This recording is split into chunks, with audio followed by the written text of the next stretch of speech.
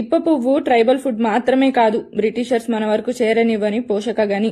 ఆ భద్రాద్రి రాముడికి సైతం బలాన్ని ఇచ్చిన ఇప్ప పువ్వు, మోడీ మన్ కీ బాత్ లో ఎంతో గొప్పగా చెప్పిన ఇప్ప పువ్వు విదేశాల్లో ట్రెండింగ్ గా మారి మన దేశంలో చెట్లకు కరువొచ్చేలోపు ఈ పువ్వుని మనం అంతా ఉపయోగించుకోవాలి.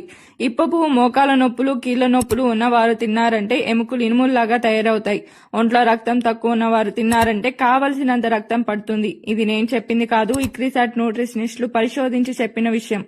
2020లో చేసిన రీసెర్చ్ ప్రకారం రక్తహీనత ఉన్న ప్రెగ్నెంట్ లేడీస్ కి, పిల్లలకి రక్తం బాగా పడింది.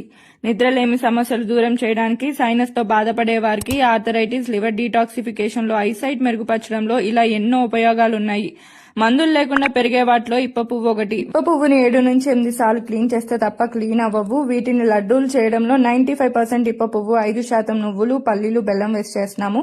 ఆర్డర్ చేసుకోవడం కోసం వెబ్సైట్ విజిట్ చేయండి.